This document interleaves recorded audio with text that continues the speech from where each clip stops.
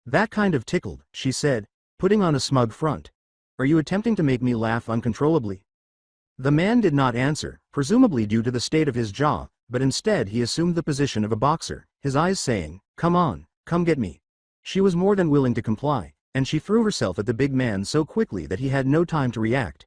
She spun forward in midair and, using her good leg, gave the muscular man a bone-crunching axe kick, and this time he crumpled and fell. Finally, she stood on her good leg and applied some light weight to the slightly funny-feeling leg. Luckily, it didn't seem like she was very hurt because she could put weight on her leg, just not too much, or it would flare up. Her ribs, on the other hand, were a different story. A couple were definitely broken, and she would need to take some time off work for them to heal properly. The door suddenly flew open, and a few police officers and a couple of low-ranking heroes hurried in. "Glad you could join the party, boys and girls, but as you can see, you are fashionably late." The camera crew had entered and began interviewing Rumi and the other heroes, but they rushed to her when the other heroes told the news crews that Rumi did all the work. The officers proceeded to take the blonde man into custody, quickly realizing that they needed EMTs to tend to him first. "Another villain, another day. This is bad. Oh, estamos en una mierda profunda," said Jonathan, who was pacing the faculty room. "I don't know how they fit into all of this. I talked about a similar situation with my FBI agent, but not this one. This is far worse." "Yes, I agree that this is far worse than I had thought. Although we can trust the staff, I'm not sure if we can trust anyone else." Toshinori tried to sound composed as he said, "I can assure you that we must first develop a plan before we can act. I'm going to fetch Nezu. You share what you have discovered with your FBI agent. We can win the day as long as we cooperate." Toshinori got to his feet and gave Jonathan a comforting shoulder pat. "Toshi, how in the world are you so composed about this?" Jonathan was asked. "To be honest, I don't think I've ever experienced this level of anxiety and apprehension in my life. Even though I've never witnessed such villainy before, I know I have to do something about it. Remember your heroic duty, Ranger, and keep your resolve strong." Toshinori walked out of the room to find the principal. He had to give Travis a call. He took his phone from his pocket, unlocked it, navigated to contacts, picked Travis, and hit call. Ascent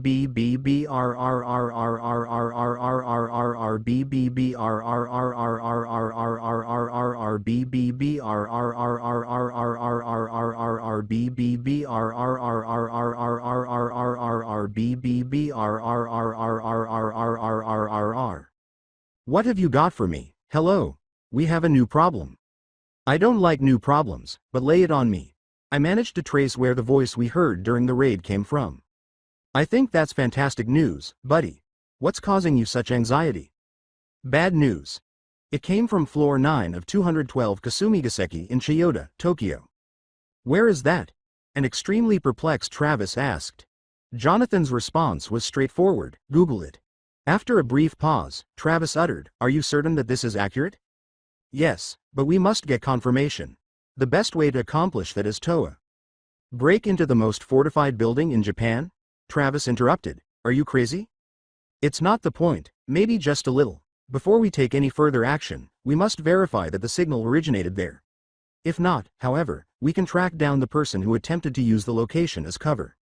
"That's ballsy. No, that's suicidal, Jonathan," Travis sighed. "You're right, though. Before we proceed, we must prove that this is where the signal originated.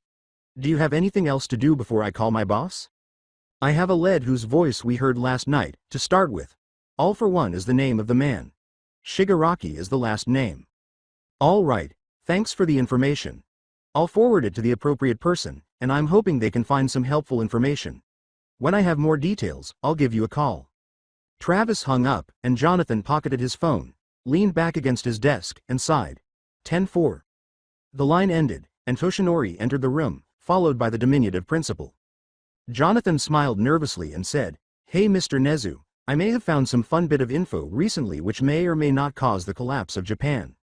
Nezu stated bluntly, "Well, we must warn the Hero Commission as soon as possible then. Have you double-checked this information?" Endeavor frowned down at the open manila folder on his desk in front of him. His daughter nodded, saying, "Yes, I even double-checked it." With a grunt, he got to his feet and said, "All right. Tell all the agencies in Japan to keep an eye out for him. Anyone should notify me right away if they locate him. You get it?" The white-haired woman with red flecks bowed to him and said, "Yes, father." Without saying anything more, she turned to leave his office. A man in his late 20s with dark brown hair, tan skin, and forest green eyes smiled confidently back up at Endeavor from a photograph, seemingly saying, "I dare you to try." Endeavor glanced down at the report once more, committing the face to memory. Tyson, Jonathan Claudio was listed as the name next to the picture. Director Robert Nash passed cubicles filled with agents who were either following leads for different cases or sorting through mountains of paperwork. Robert walked into his office after opening the door. After taking a seat at his desk, he signed in to his computer. His email included the standard updates on budget items, new hires, investigations, etc. This time around, though, he was eager to check a few. The various teams' reports during the fall of Operation King were contained in these emails. The first came from the team that collaborated with the German police, and it was a huge success, leading to 14 arrests and the confiscation of almost 90 kilograms of monarch. During the raid, there were reports of 12 arrests in Malaysia, 3 from Korea, 9 from Senegal, and 40 from France. The team in Japan provided the next report in the lineup. Report number 004893 from the Federal Bureau of Investigations. Concerning the fall of Operation Kings on May 8, 2185, the report was submitted. Hero, S, or other law enforcement personnel involved. Codename: Specialist Hero Riot Ranger Jonathan C. Tyson. Age: 28. Height: 1.83 meters, 6 feet 0 inches. Weight: 110 kilogram, 243 pounds. Gender: male. Ethnicity: white. A peculiarity: mechanical understanding. Gives Jonathan C. Tyson the ability to manipulate objects with or without electricity, and it enables him to understand how they are constructed and function just by touching them. However, the object must have moving parts in order for Jonathan C. Tyson's quirk to work. Certification or certifications. Fieldwork. Particular tasks. Encouragement. Codename: Specialist Hero Ensemble, Travis B. Parsons. Age: 37. Height: 1.76 meters, 5 feet 9 inches. Weight: 89 kilograms, 198 pounds. Gender: male. African American. Ethnicity. Distinction: musical compassion. Enables Travis B. Parsons to affect his own or another person's mood or perception based on how a piece of music affects him. Depending on the music, Travis B. Parsons can also have a positive or negative impact on his target's abilities. Certification or certifications. Fieldwork. Particular tasks. Special agent for the FBI, and officially, Pro Heroine Maruko, codename Rumi Usagiyama. Age: 26. Height: 1.59 meters, 5 feet 2 inches. Weight: 69 kilograms, 153 pounds. Gender: female. Ethnicity: Japanese. Black. A peculiarity: rabbit. Because of her quirk, Rumi Usagiyama's physical characteristics are proportionate to those of a Sylvilagus floridinus, cottontail rabbit, including strength, dexterity, reflexes, and instincts, albeit limited. As a result, she can run at 47 miles per hour, 76 kilometers per hour, and lift objects up to 900 pounds, 408 kilograms. Though she can lift up to 1,732 pounds, 786 kilograms with just her legs alone. Certification or certifications. Standard Japanese Hero's License, Fieldwork equivalent. Advanced hand-to-hand instruction, which is somewhat comparable to special assignments. According to Field Agent Travis B. Parsons' report, the raid failed. Neither personnel nor goods were taken. Principal suspect or suspects.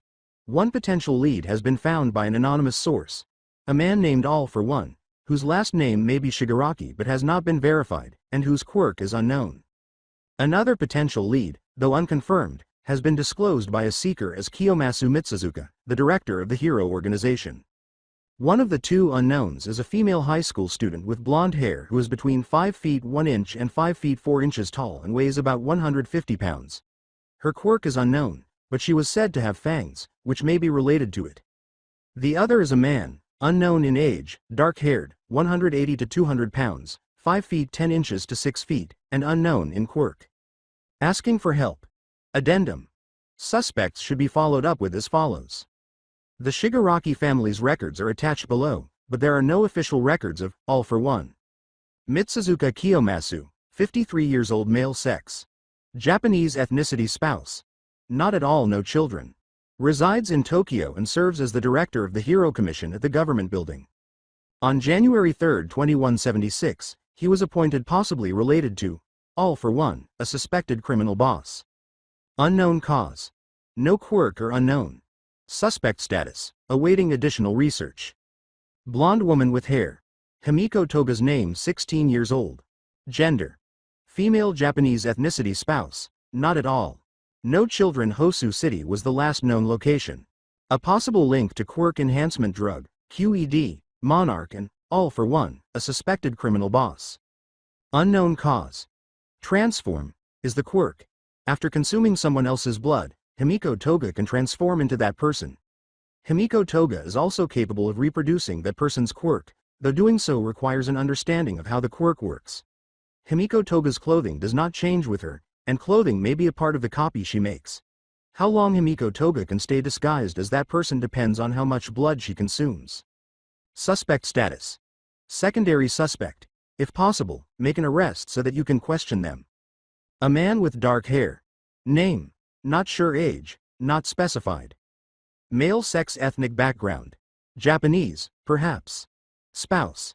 Not sure. Kids. Not sure. Hosu City was the last known location.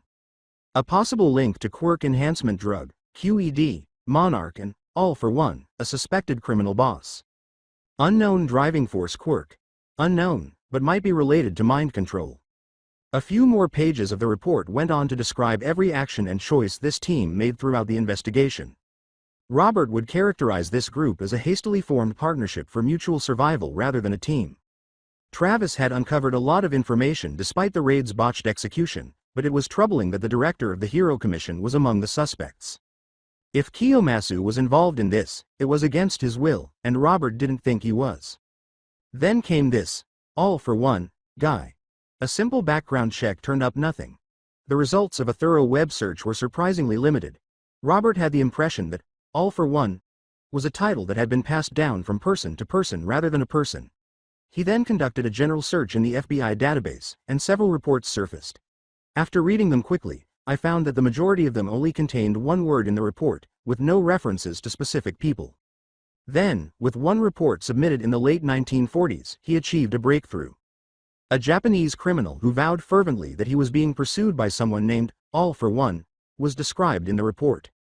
The criminal, who was later revealed to be Yoshimura Yuichi, the infamous atomizer, described, all for one, as a tall man, likely in his late 20s or early 30s, who could fly, shoot lasers out of his fingers, perfectly mimic someone's voice, including speech patterns, and touch objects to replicate them. Robert was no longer certain that Yoshimura was insane, but the FBI agent handling the case rejected these claims as the ramblings of a madman. However, it was absurd for someone to have more than 3 quirks, unless. Elizabeth, could you get me every report on criminals who've possessed multiple quirks, please? He asked his secretary over the phone after pressing a button. Right away, sir. Robert prayed that his thoughts were unfounded. As he entered UA through the big double doors, Izuku kept muttering. He looked nervous and hard at Iida, who was with him. He walked well, more rigidly than normal. Slowly, the two ascended the stairs to the faculty room. Iida hesitantly knocked as they stood in front of the door. From inside, Mr. Aizawa said, "Come on in." The two entered after Izuku slid the door open. There were a few other teachers present, and Mr. Aizawa was seated at his desk, typing on his computer. However, Ranger and All Might were not present. With weary eyes, Mr. Aizawa rose from his computer and said, "Oh, it's problem, child, and Iida. Come." He turned his chair to face them and gestured for the two of them to come to his desk. Due to circumstances beyond their control, Ranger will not be giving you your punishment today. Midoriya, you're free to go. None of us were going to punish you. Iida, on the other hand, you'll have a week's worth of after-school detention where you will write me a 5,000-word essay on why it's important for heroes to keep a cool head. They both found it hard to believe. Ranger had implied that they would face harsh punishment, but Mr. Aizawa was stating that Izuku would not face any consequences and that Iida only needed to compose an essay. Mr. Aizawa pushed them away and turned back to his computer, saying, "Now, get to class, you two." Before leaving the faculty room to go to class, the two bowed and expressed their gratitude to Mr. Aizawa. Izuku was astonished by their good fortune. "We get to stay. I'm so glad we get to stay." "I don't know W." Izuku turned to face Iida and noticed tears beginning to fall from his eyes. Why you okay Iida?" Iida removed his glasses and used a handkerchief to wipe his eyes before responding, "Yeah, Midoriya, I'm fine. I'm also very relieved and very happy. Iida sniffed and grinned. Iida and Izuku headed to their homeroom class after he had calmed down. She soared through the late morning air, the wind hurrying past her. Below, the flat, homogeneous plains gave way to undulating hills with trees that resembled green smudges rather than tall pines. Large snow-capped mountains with short tan grass and short, squat juniper trees replaced the hills. With a sigh of satisfaction, she looked down at the perfect view of the mountains in front and the sun behind her. That was when her headset began to vibrate. Raptor, this Denver control, we have a code 7500 from AB93FX Super Heavy. Call sign Delta Delta 49er out of Denver to New York. Lat is 40.7 long is minus 101.5 and is heading west-northwest. You're the closest to them. Intercept and force them to land if you have to. She pushed a button on a controller in her right hand. She tilted to her right and began to turn slowly until the compass at the top of her heads-up display informed her that she was pushing bearing 109 for intercept. Roger, Denver Control. Pushing bearing 109 for intercept, over. Preserve your current angels. You ought to see them soon. Godspeed, Raptor. Denver has complete control. She could feel the adrenaline start pumping into her, and she pulled up her radar to start tracking the hijacked aircraft. She throttled up her engine and felt the wings on her back slowly pivot back in response to the increased airflow. Within a matter of minutes, she caught up to the large airliner heading west-northwest. She banked to the right, throttled her engine down, and positioned herself slightly above and behind the large aircraft. She activated her radio, and she spoke with what she hoped was a calm, commanding tone. Delta Delta 49er, this is the Pro Hero Raptor, respond, over. She got nothing but silence in return. Delta Delta 49er, this is the Pro Hero Raptor. I am on your 6 and will shoot you down if you do not respond, over. You're really going to shoot a plane full of passengers out of the sky? She said, her headset crackling to life. Some hero you are. The man on the other end of the radio had a deep, icy voice and a Midwest-appropriate accent. She remained composed and turned on her radio, saying, really? Taking the moral high ground during a plane jacking? Who am I speaking to now? I am known by many names. Bonebreaker, Painmaker, Deathbringer, Impending Storm, but you can call me Tiffany. Okay, Tiffany. The absurdity of his name took her by surprise. If anything, he sounded like a Marco or possibly a Max, but Tiffany. No way. You can either land the plane yourself, or I can do it for you. I respect that, Raptor, but that's as cold as ice, the man said with a laugh. You have a task to complete, and you will. However, you won't stop me from doing my job because I have one too. Land now, I've got you well locked, and I promise that I won't miss at this range. Don't put me to the test, jerk. She slowed down a little and positioned herself directly behind the plane, about 400 feet away, adding a bit of steel to her voice to convey the threat. I will, but first, you have to do something for me. Tiffany, what would that be? In her heart, she was relieved that she might be able to work out a solution to this problem. As he explained his entire plan, Tiffany began to laugh. I need you to escort this airliner all the way to the District of Columbia, then you can watch as I fly this plane right into the Smithsonian. Hold on, you intended to take control of an aircraft, fly it to Washington, and then crash it into the Smithsonian? She said, you know what, I'm just going to shoot you down now and save us all the trouble. She was shocked that she, of all people, had to deal with this nutjob. She aimed one of the missiles on the underside of her wings at a section of the large passenger plane's dorsal fuselage and lined up on her target, saying, you're really going to shoot down a plane? And you still call yourself a hero? Yup. Squeezing the trigger on the controller in her left hand caused a small hatch on her right wing to open, releasing a small missile that fell for a half-second before streaking in the direction of the aircraft. The missile buried itself halfway into the top part of the fuselage and sent a signal to the cockpit to start emergency procedures, locking the door, turning off all inputs from the cockpit interface, and turning on the autopilot. Pity, that was a dud. Denver Tower, this is Raptor. I have control of Delta Delta 49er, the pilot said as the aircraft began to bank right and turned around in a slow arch toward Denver. We would like to land at the nearest airport and are heading back your way, over. This is Denver Tower, Raptor. By the time you arrive, you'll know that number 3 is the closest runway. Well done, Raptor, over. Tiffany got on the radio after realizing what was going on and said, how are you doing that? Now stop it, or I'll start murdering passengers. Are you in the cockpit at the moment? Yes, was said after a pause. Why? All right, stay there and be a good boy now. It's not as if you have many options. Tiff, Just unwind and consider all the new acquaintances you will make in the maximum security prison you are about to enter. Tiffany ran to the door inside the plane and attempted to open it, but the lock was engaged. He tried pulling, shooting, and even using his quirk to make the door explode on its own, but for some reason that didn't work. "Aren't we going to jail, boss?" With a growl, Tiffany said, "Yes, Fabio, we are." With the exception of Tiffany's cursing and Fabio's bellyaching, the return trip to Denver was fairly uneventful, and the landing was surprisingly smooth. Federal officers boarded the big plane as soon as it stopped and arrested both terrorists.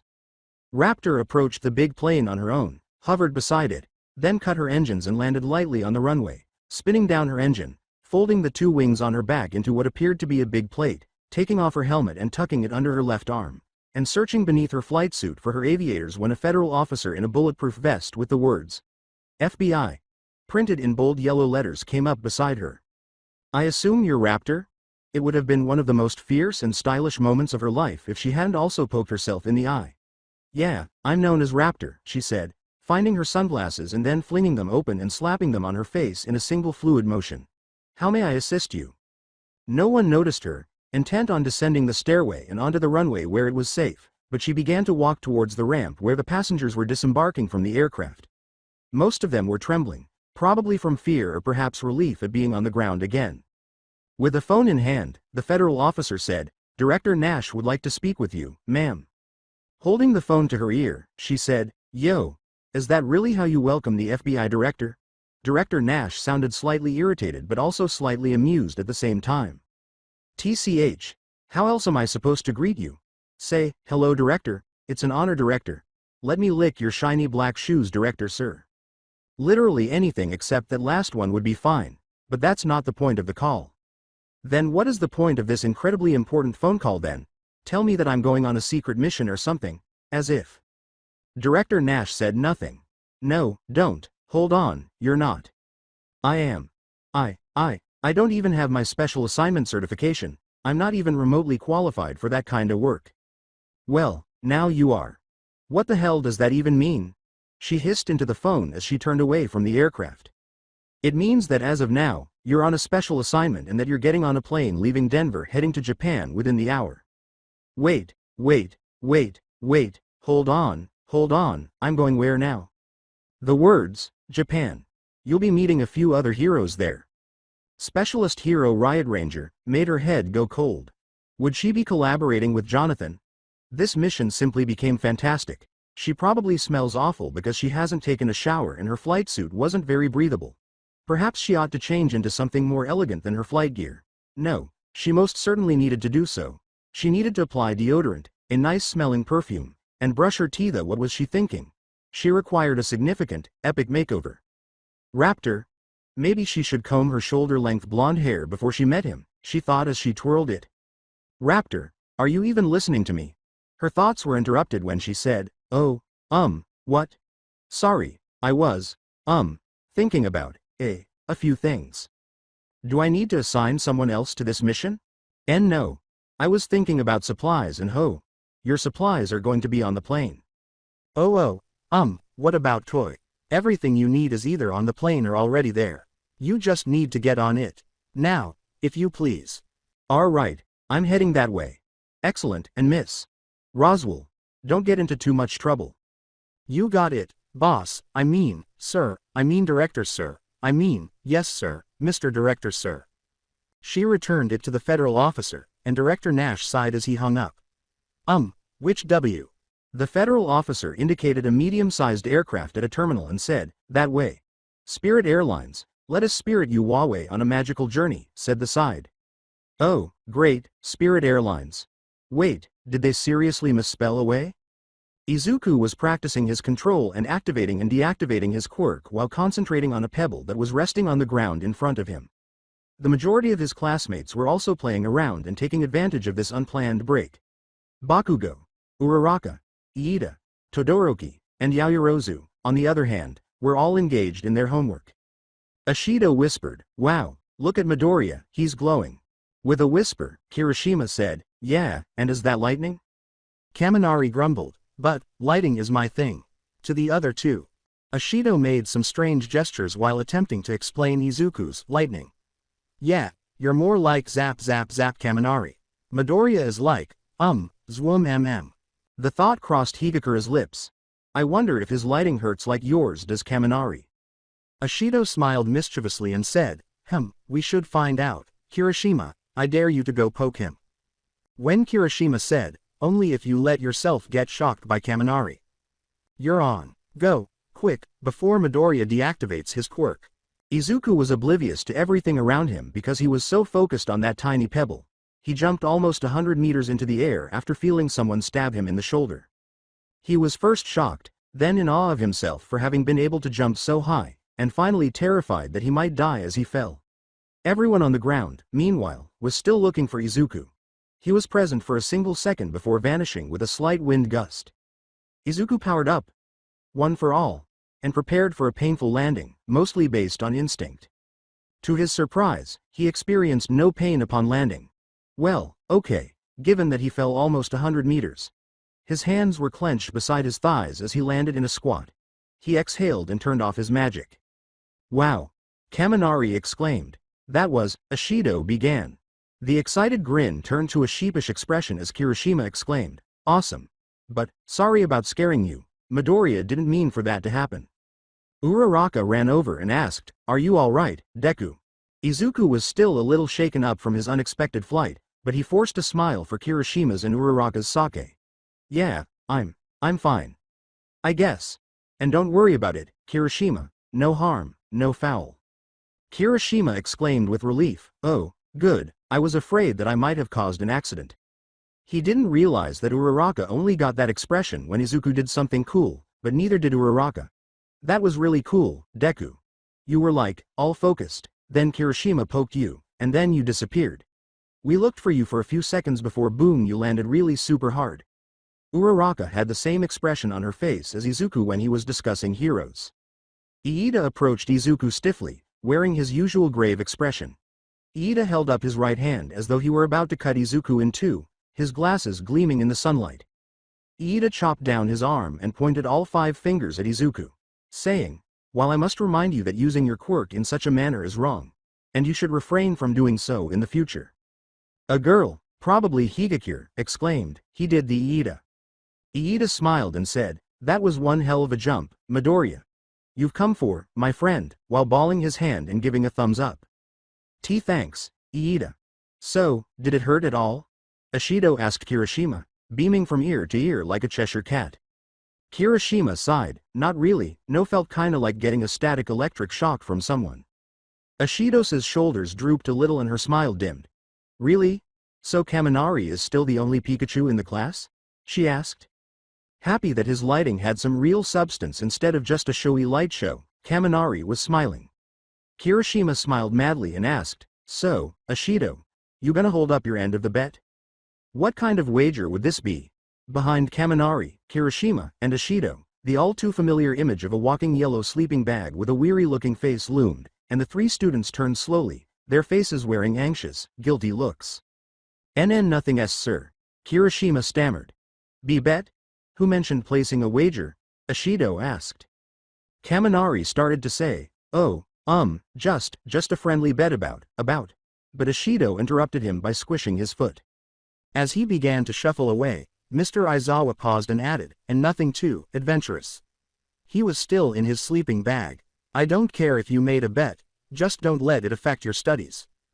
Kaminari and Kirishima simply looked perplexed, and Ashido blanched. Come on, everyone. I finally got the 3rd years out of the quirk training gym. The plane landed with a slight thud late in the evening. The plane taxied to a terminal after rolling to a stop, its tires squealing. Because she was still wearing her flight suit and hadn't had a chance to use the restroom for a few hours, Raptor was extremely uncomfortable during the 10-hour flight. In addition, a spoiled child kept kicking her seat during the flight, which made the first issue much worse. She left as soon as the doors were open and the plane was parked. In a desperate attempt to locate a restroom with functional toilets, she forced her way through the crowd. She did eventually locate one. Feeling somewhat rejuvenated after exiting the restroom, she proceeded to baggage claim and retrieved her belongings. Although she believed the FBI may have played a role, it was surprising that they permitted heroes to carry weapons on airplanes. Unfortunately, she was stopped when security ran the folded-up wings through the X-ray machine and discovered the many missiles concealed in them, suggesting that the FBI's influence didn't quite extend as far as Japan. After viewing the photo, the security guard in charge of the station remarked to himself in Japanese, "I swear, if she makes one joke about shampoo, I'm gonna lose it." She slung her folded wings over her back after she was finally able to persuade the security guard that she was a hero and was released. Making sure it was securely fastened, she fastened her seatbelt. She went outdoors and searched for Jonathan. Apparently, he and a couple of other pro-heroes were supposed to meet her here. Despite the crowd, she was able to quickly identify Jonathan. Jonathan was accompanied by 5 other people, and she forced her way through the throng to reach him. One was a very tall man with a buzz-cut, clean-shaven face, and broad shoulders. There were 2 red patches on his collar of what appeared to be a light brown military uniform. Over one shoulder he carried a big light brown duffel bag that suspiciously appeared to contain a weapon. The locals gave the man a lot of dirty looks because he was smoking a cigarette. The woman's fiery red hair was cut shoulder length, and the other 3 were dressed in civilian clothes, 2 men and a woman. The men's brown hair was parted to the side and cut just short enough to comb. Duffel bags were also slung over the shoulders of the 3 of them. The final man was slender and had long blonde hair. He resembled a walking corpse more than a human. He had his hands in his pockets and was dressed in loose civilian clothes. "Why are we still waiting? We are all here, are we not?" the big man asked, taking a drag from his cigarette and speaking in a thick Russian accent. "No, there's still one more coming." Jonathan's sharp response, with a faint southern accent, gave her a nice chill. She should be here any minute now. "Long time no see, John." She walked up to Jonathan, tapped him on the shoulder, and held on to her helmet tightly. She could tell Jonathan was irritated even though his helmet covered his face when he turned around. It always irritated him when she referred to him as John. Jonathan responded, "Glad you finally showed up, and now since we're all here, let's go. We have some things we need to discuss," to the skeletal man's slight smile. After taking a final drag from his cigarette, the Russian man let it fall to the ground and then stepped on it with his rather big boots. She said, "Wait, where are we going?" With a Japanese accent, the bony man replied, "To the only place where we can't be overheard." "Ooh, mysterious. I enjoy cryptic." To get to Tokyo, the group boarded a train.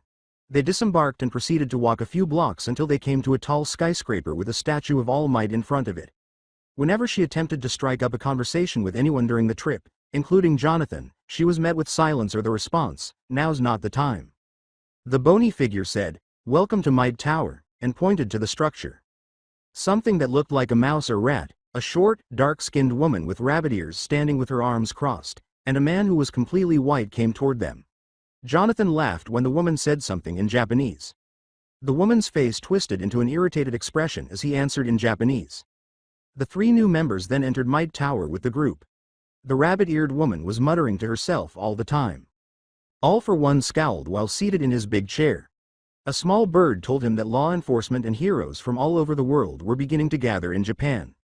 A massive operation to probably trace the monarch's trail back to its origin and prosecute those involved. His plan was working out perfectly so far. They probably knew he was involved in some way, but they couldn't really do anything to him. They wouldn't be able to defeat him even if they all cooperated, found his secret hiding place, and fought him together.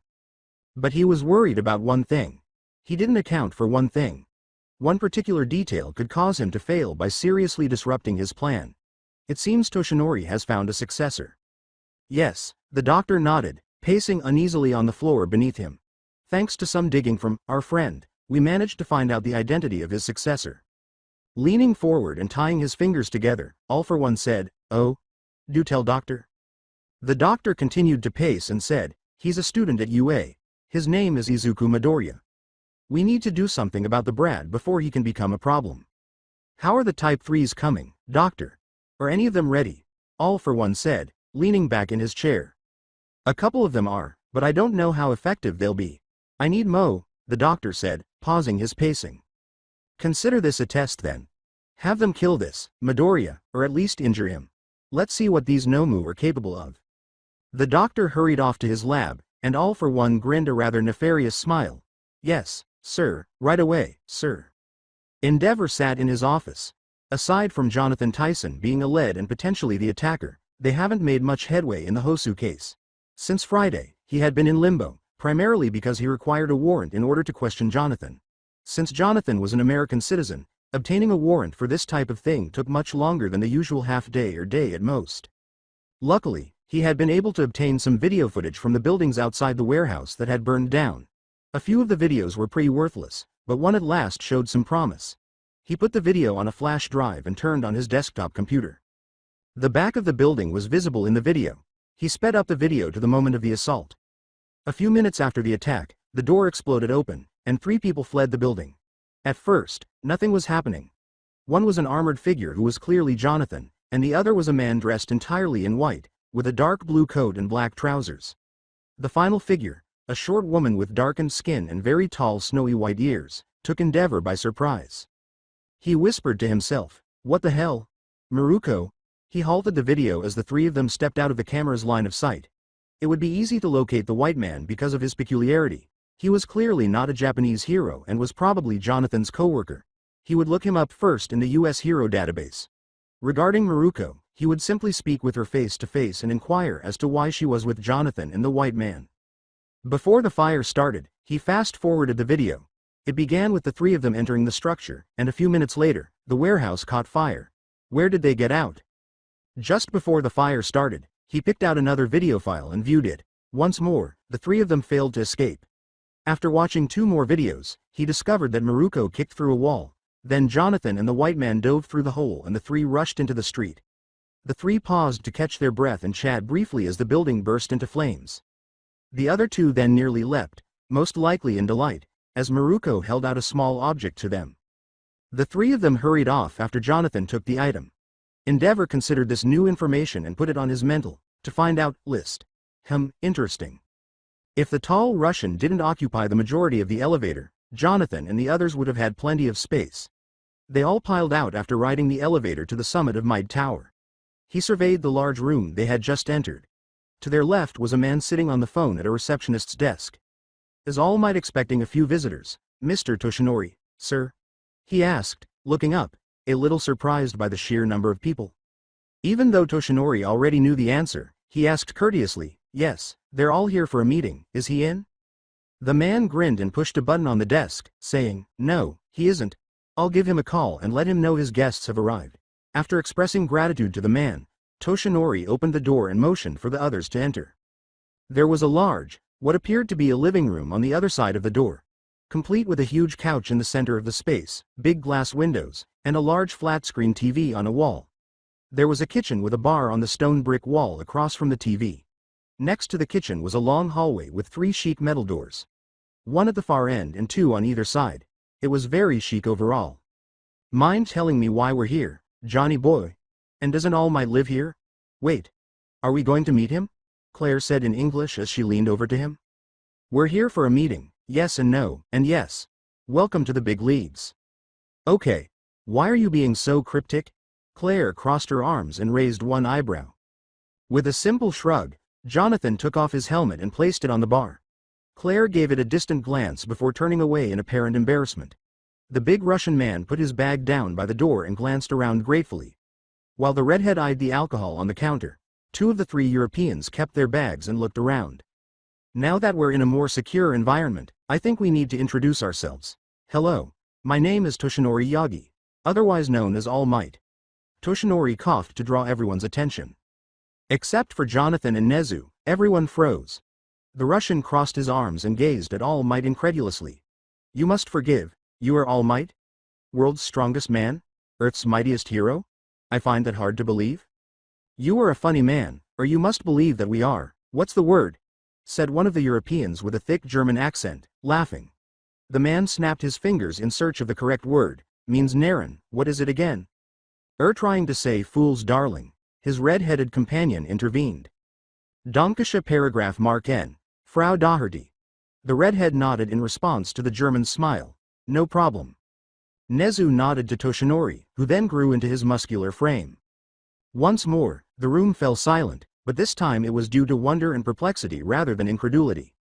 Despite his unreadable stoicism, the big Russian's step back and slightly widening eyes conveyed that he was either shocked or afraid. Travis was always difficult to read, but his mouth opening and closing like a fish gave him away, and Claire looked like she had just had a heart attack. The Europeans all had stunned expressions, and one of them said, "Et merde." Behind All Might, Maruko looked up at the imposing monster and mumbled, "Holy fucking shit." Toshinori shrank back into his "I look like death" form as a puff of smoke enveloped him. He then said, "Now if everyone will please introduce themselves and your quirk. As you all know, my quirk grants me enhanced strength, speed, and durability. Hello everyone, I am Principal Nezu. I could be a dog, a mouse, or a bear. My quirk is high spec, which means I'm the smartest one in the room." Nezu waddled up and raised one of his large paws. His cheerful demeanor jolted everyone else out of their stupor. "Alright then, didn't expect All Might to be weaker than your average third grader." All Might coughed into his hand and turned away, "But my name's Maruko, Quirk's rabbit. If any of you dare call me some cute pet name," she made air quotes while she spoke, "I'll show you why I'm number 6, and glared at Jonathan, daring him to call her one of his nicknames. Miriko's rage was only heightened by Jonathan's smug smile as he complied with her request while he was idly leaning on the bar. "Sure thing, carrots. I'll keep that in mind." She glared at him sharply, and he gave her one of his trademark two-fingered salutes. "Har har helmet, very funny. Say that again, and I may just cave in that big head of yours." Travis simply shook his head and sighed, while Claire's confused expression shifted between Maruko and Jonathan. Still grinning, Jonathan said, "Sup y'all, name's Jonathan, you can call me Ranger. My quirk is mechanical comprehension, which lets me manipulate mechanical objects by touching them. Name's Travis, call me Ensemble or Travis, I don't really care. My quirk is called musical empathy, and basically, with the right song, I can make you stronger, weaker, fall asleep, kill you, etc." Travis came forward, clearly still shaken by the unexpected revelation about All Might. Jonathan vividly recalled the moment he learned that Travis could actually kill anyone he wanted, anywhere, at any time, and that none of them could stop him. Let's just say that his admiration for Travis's skills reached a new level, and it appeared that Claire had also discovered a newfound respect for his skills. A few of the others stepped back from Travis a little and looked at him anxiously. Although Claire had previously met Travis during their academy days, it wasn't until after graduation that she had the opportunity to get to know and collaborate with him. Rather, Claire had adhered to him like glue. They had fallen in love with everything nerdy when they first met at the academy. However, as time passed, he discovered that Claire struggled to make friends and preferred to spend her time with him. Conversely, Travis was quite outgoing. At a party, he met Jonathan and they started talking about their favorite musicians or bands. With a slight cough, Travis said, "You're up, Claire." "Hello everyone, my name is Claire Roswell. My codename is Raptor, and my quirk is, jet engine. It lets me fly." Claire stepped forward nervously and then stepped back, appearing ready to run and hide. Jonathan observed that she had managed to finish it without stuttering too much, which was a big change from her stuttering mess at the academy. The redhead clapped her hands together and exclaimed, "All right, my name is Doherty, and I can read your minds like a book thanks to my quirk." Jonathan found it a little challenging to follow her because of her Irish accent. Doherty smiled and winked at the big Russian man, who blinked once, twice, and then scowled. "Don't worry your bald head, Ivan, I won't look at any national secrets I don't already know." When the German man interrupted him, the Russian's eyebrows shot up and he crossed his arms. "Hello, my name is Lutz, mein quirk est, gigantification. It allows me to grow to 40 meters or shrink to Z size of a mouse." In a light French accent, the third European grinned and said, "Pardon our college, he is not very fluent in English just yet. If you didn't understand, he can become very, very big, or very, very small. Meanwhile, I am Adrien Delacroix. My quirk is vibration, and I can adjust the frequency an object vibrates at." Adrian's smile was a little too polite and awkward. The Russian man came last. In his deep, rumbling voice, he said, "My name is Domovoy. My quirk is redirection.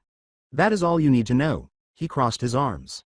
As Travis whispered to Jonathan, "Well, isn't he just a social butterfly?" He answered, "Well, what did you expect exactly?" As Nezu moved forward once more, Travis leaned back and said, "Fair point." He clapped his tiny paws together and said, "Now that's out of the way, let's move on to why we are all here." Travis moved to the center of the group, set a peekaboo box on the floor, and pressed the button. Adrian, Lutz, Doherty, and Domovoy leaned forward curiously. Asked Domovoy, "I know this, it is called a, privacy emitter, is it not? My government has been trying to get you Americans to share this technology with us." As if Rusky, when was the last time the Americans ever shared with you lot? Doherty snorted. Stopping, Domovoy turned to face Doherty and said, "Do not call me Rusky, English sow." The two exchanged intense looks, but Maruko interrupted to ask, "I'm sorry, what is this itty-bitty black box doing? And why the hell is it important?" Before a fight broke out. "It's called a peekaboo box, and if anyone has their phone, or God forbid a wire, you won't be getting a signal while this is on." Travis smiled and winked at Domovoy. "You trust me so little, American?" harumphed Domovoy. "No, I just don't trust your government." Travis smiled before setting his portable holographic projector down beside the peekaboo box on the floor. Similar to their meeting at the sports festival, Travis pressed a few buttons to activate the hologram, which displayed a few pictures of news reports. Onto the meat of potatoes of today's meeting. We all know about the new Super QED Monarch, correct? Claire and Maruko were the only ones who did not nod. As Maruko exclaimed, "The hell is Monarch?" Claire cocked her head to the side. Monarch is classified as a Class A QED, codenamed Blue Devil by the FBI. Its mileage varies on quirks and the individual's health, but so far we've been able to place its mean usage to be about 30 times before someone's quirk is worn out beyond usage. Travis clicked a small device in his hand, and the display changed to an image of a syringe. "One hell of a drug that. What's its multiplicity factor again?" Doherty whistled gratefully. 4. Although that depends again on the health of the individual and what type of quirk it is. Travis responded solemnly. "Mein Gott," Lutz exclaimed. "I knew it was powerful, but I did not fully comprehend how powerful. How are we to combat Z's? Does it avenue any weaknesses? Any way to reverse Z process?" Travis grinned. "We do have one saving grace. It doesn't seem to affect mutant-type quirks. Only emitter and transformative. Another thing. The max time limit seems to be somewhere between 20 to 30 minutes. Maruko asked, "So what you're saying is, it wouldn't work on people like me?" "Not even if you wanted it to. Plus, you're already overpowered as it is. You don't need a boost." Maruko appeared to feel slightly happier and likely much more confident after hearing Travis's remark. But for Ranger here, he would be able to control mechanical objects from a distance with much more precision. Travis clicked the gadget in his hand once more, and a picture of a sneering, attractive man in a rather pricey suit standing on debris with some untrustworthy-looking people around him appeared. Thanks to some friends in high and low places, we managed to find out the identity of either the or one of the masterminds behind Monarch. I'll hand it over to All Might and Nezu now since they're the experts on this. Nezu accepted the device from Travis and gave Toshinori a nod. The man you see in this image is known as All for One. A devious dastardly villain who nearly caused the collapse of Japan nearly 40 years ago. His quirk allows him to steal others' quirks and keep them for himself. When you say, steal others' quirks, you mean duplicate, yes? Domovoy coughed. No, I mean take their quirk from them. Permanently. Toshinori shook his head. Maruko scowled at Jonathan after he snickered, saying, Whoa whoa whoa whoa, hold your rabbits, shut it you. Anyways, if this guy is so bad, why have I never heard of him? It was to protect the public. If the people knew there was a villain powerful enough to beat All Might who was able to operate with impunity, what do you think would happen, Mrs. Usagiyama? Adrian stated bluntly before she could respond, panic, rioting, you heroes would be put out of business and criminals would roam the streets. Correct, Mr. Adrian. We needed to keep the peace and maintain All Might's image as the symbol of peace. With a slight frown, Maruko tapped her foot faster and faster until it sounded like a woodpecker. I still don't get it. If this guy was so dangerous, we top 10 should have been made aware, and with All Might's help, we should have taken this creep in already. She shook her head and stopped tapping her foot. That is a solid plan. The only issue is finding him and pinning him down, said Toshinori. Last time we tried to arrest him, 14 heroes died and I became crippled for life. With her hands on her hips and her eyes wide with shock, Maruko exclaimed, Wait a second, crippled for life? This guy crippled you and not only managed to get away but has come back stronger? Yes, but he is also crippled. I doubt he's in much better condition than I am. I fucking hope he is, or we don't stand a goddamn chance against this motherfucker. Language M's Usagiyama. Don't language me you little rat, bear, thingy. I am within my full right to be this angry. Yes you are, but please refrain from saying anything too. Nezu nodded and sighed. What, to what, huh? Maruko was growing increasingly agitated. Jonathan attempted to move between the 3-foot principal and the 5-foot rabbit, saying, Whoa, calm down, Maruko. This isn't the time to get angry or upset. Oh, and why should I not be angry or upset by this? Travis answered, because you haven't heard the worst part. Doherty smiled nervously and said, excuse me, did you say worse? What is worse than an egotistical maniac running around stealing quirks and making super drugs? Travis took the tiny gadget from Toshinori and pressed it, displaying an image of a middle-aged man wearing a neutral expression. Because the government may be working with All for One. This is Kiyomasu Mitsuzuka, director of the Hero Commission. We found some information during a raid that there was an electronic connection between one of the cameras in the building directly to his office. Oh, yes, this is much worse. Doherty uttered the words lightly. No, no way. Director Mitsuzuka couldn't be part of this. There's no way. He must be being framed by the All for One guy. Maruko was in shock once more. We won't know for sure until we break into his office building and access his computer, replied Jonathan. Excuse me? Break into his office? You do know that is not only a crime, but a capital offense, replied Maruko. Not to mention, since most of us are foreigners, we'd be tried for espionage and most likely get life in prison, if we're lucky. But this is for not only the safety of the people of Japan but potentially, the world, Travis replied. Travis is right, we must follow this lead. It will bring us one step closer to bringing down this fiend. And ensure that our countries will be safe from his influence forever. Maruko opened and closed her mouth before Toshinori took the stage and spoke to the group. As everyone else in the room pondered, Domovoy emerged and jolted them to attention, saying, you have my support. I will help as much as possible. You have convinced me to help, after all, how can I not? Adrian came next. Lutz came next, saying, why the hell not? I am in. A pity indeed. You'd all be shite at it anyway. Count me in. Jonathan smiled at Doherty, who smiled back. It's unfortunate that we don't have someone who has been known to break into government offices for a living. Claire gave Jonathan a nod and said, I'll follow you. Maruko, who was starting to pace back and forth, caught everyone's attention. She sighed, and, well, it's dire. I'll work with y'all for now. She paused after a while and glared at the group, saying, I don't work with other heroes unless it's dire. Toshinori gave her a nod and grinned, though it appeared to be more of a toothy grimace. With a grimace of her own, Maruko said, some friendly advice All Might. Don't smile, you look creepy. Toshinori asked, that bad? As his smile disappeared. Jonathan said, nodding, I didn't want to say anything. With a lazy wave, Mr. Aizawa said, problem child, you're next. With Izuku. He activated his work and squatted down into a runner's sprint. Green electricity crackled around him, and a familiar warmth buzzed through him. Go. Izuku sped away like a bullet, running flat out as the wind whipped past him. There were several obstacles in front of him, each varying in height. He had no trouble clearing the first one, which was only up to his waist. The second one stood about midway up his chest, a little taller. He had little trouble jumping over that one, too. It would have been embarrassing if he couldn't jump over the third, which was only as high as his knees. But like the others, he jumped over the fourth one, which was at least a meter taller than him. Sadly, he failed to account for the fact that he would have to descend again. He had to confront a plant on the track as a result. Oh, come on, you dumbass. Can you seriously not jump without falling on your fucking face? Yes, his childhood friend Kachin was displaying his deepest worry about a classmate who might break their nose. Uraraka and Iida, however, practically swooned over him and made sure he didn't break anything. Some were congratulating him on his progress, while others were preparing for their turns at what Mr. Izawa dubbed the sprint test. The others didn't appear to be particularly concerned about his physical condition. It basically came down to running as quickly as you could while clearing obstacles.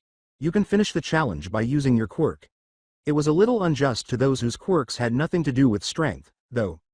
After Ashido struggled to pass the second hurdle, she continued to complain about it, but Mr. Aizawa simply shrugged and said, what did you expect? The world isn't fair. Get over it. Ashido responded rather curtly, that's the problem, Mr. Aizawa. I can't get over it. It seems that Ashido had taken her brave pills this morning. Mr. Aizawa shrugged once more, saying, not my problem, Ms. Ashido. She sulked and turned to leave. Sue came next, and after a few minutes of amazing acrobatics, he was able to successfully complete the course. Mr. Aizawa, who was tapping on his phone, said, congratulations, Sue, you're in second place with 4 minutes. He then said, next up, Tokiyami. Mr. Aizawa showed the score from his phone after everyone had finished the course. Bakugo took first place with 10 seconds, followed by Tokiyami in second, Su in third, and everyone tied for fourth, last place. The students held their breath as I said, "Let me just say this once. Pitiful. Do better next time, or you're gone." Even though they were all aware that Mr. Aizawa's threats were largely unfounded, they nevertheless caused a great deal of anxiety when he made them. Mr. Aizawa gave a shooing gesture and proceeded toward the main campus building, most likely to his office, saying, "That's all for today. Go get changed and leave." Uraraka sighed, her shoulders slumping beside Izuku. "Why does he always say that stuff? It always makes me worried." Iida responded, "It's to motivate us to do better." Ashido continued to pout and said, "Yeah, but still, he could do something other than telling us, do better, or I'm expelling you every time." Kirishima smiled widely and said, "Cheer up guys, it's not like he's going to actually expel us. Although, I do have to agree. It's super stressful when he does that." As they made their way back to their individual locker rooms to change, they all carried on chit-chatting. After Izuku had finished changing, he gathered his belongings and left the locker room. Iida was going to the classroom for detention, a couple was going to hang out for a while, and some of the other guys were going home. Izuku made the decision to do some homework while he waited for Iida. He took out his math journal and sat on the stairs outside the entrance. He flipped through the notes and assignments until he came across the notes on polynomials for today. After searching his backpack, he eventually located his homework. The door opened just as he was beginning to work on the first problem. "Oh, hey Deku. Are you waiting on Iida to finish with his detention?" When Izuku looked up, he was a little taken aback to see Uraraka grinning down at him while carrying her backpack. He said, Why yeah I am," with a hint of nervousness. "Well, perhaps a bit more than that." Uraraka said, "Cool, mind if I sit and wait with you?" His anxiety transformed into an amazing whirlpool of feelings. Her offer might lead to something more intimate, so his teenage hormone-driven brain begged him to accept it from the bottom of his heart. Then his lizard brain stopped trying to make sense of anything and went numb. Why yes sure Uraraka. I don't mind at all." "Nope. Not one bit," he stammered, feeling his face flush and experiencing an odd numbness. She grinned. She sat down and removed her backpack, saying, "Thanks, but that's a strange way to say that." Izuku couldn't help but think she was adorable. When she saw that he was working on a math assignment, she said, "Hey, could you help me with that assignment? I had a hard time following today's lesson." Stuttering, Izuku said, "Why yeah sure, no problem. Thanks." Her smile gave him a strange sensation he had never experienced before. Once more, thoughts of H holding hands propelled him forward, driven by his hormone-addled brain. At that thought, he flushed violently and ordered his mind to stop talking. After working on the assignment for a short while and answering a few questions, their phones simultaneously rang. The two automatically looked at their phones and saw a notification from an app called Lookout, which basically alerted users when a hero was engaged in combat with a villain nearby. In unison, they exchanged glances and asked, "You have the Lookout app too?" They both laughed and flushed a little. "That's so awesome, I wonder who's fighting. Want to find out together?" replied Uraraka. "Yeah." An excited Izuku replied. They opened their phone and swiped at the notification. When the app launched, a list of all the hero fights that had been recorded in Japan appeared. To catch their attention, an exclamation point shook in the lower right corner. A graphic of a hero with a baseball for a head wearing what appeared to be a baseball player's uniform with a large number 1 on the back appeared when Izuku hit the exclamation point. The hero appeared to be winding up to hit a ball with a baseball bat. The hero vanished and a big VS appeared on the screen after some text that read, "Little Slugger comes up to bat," appeared above the hero. A small, animated man with a big sack bearing a yen sign appeared after it. "Ooh, looks like Little Slugger is facing off against a thief. I wonder if somebody took a video of it?" asked Uraraka. Izuku pressed a few buttons, bringing up a video of the occasion. He showed Uraraka his phone and said, "Here, I have the premium version. It shows the fight live. Here watch." Uraraka moved slightly closer so they could both see the fight. There was a lot of shouting on both sides during the straightforward and easy fight. Little Slugger then unleashed his last move, Home Run, in which the hero pulled out a few baseballs, threw them into the air, and struck them so precisely that they each struck the villain in the face in succession. Uraraka exclaimed, "Wow! That was so cool," as the hero triumphantly stood with his bat balanced on his shoulder. "I know, right? And that home run move was epic," Izuku said, glancing at her. The two quickly scooted back a little as they blushed at the realization of how close they were. Uraraka brushed a strand of hair behind Izuku's right ear as she coughed. Iida walked through the door that had opened behind them. "Oh, Uraraka, Midoriya, you're still here?" Uraraka hurriedly said, "Yes, we were working on homework waiting for you to finish up." Izuku nodded vigorously as he and Uraraka both stood up quickly. Iida glanced between Uraraka and Izuku, who were still flushed from earlier. He adjusted his spectacles and replied, "Good to know you weren't goofing around. I'd be a poor class president if I allowed my fellow classmates to not take their studies seriously." "Ha ha ha, yeah," Izuku remarked while massaging the nape of his neck. "It's getting late. We should all head home. Tomorrow is going to be a big day," Iida said as she descended the entrance's steps. Uraraka and Izuku exchanged bewildered glances. Izuku shrugged, and Iida muttered to himself, "I should not have said that." After Travis put the projector away, the group began making plans for what to do next. They would divide into two groups. The first group, consisting of Travis, Adrian, Lutz, and Doherty, is on stakeout duty across from the office of the Hero Commissions. At UA, Toshinori, Maruko, Nezu, Claire, Domovoy, and Jonathan would be the second group on standby.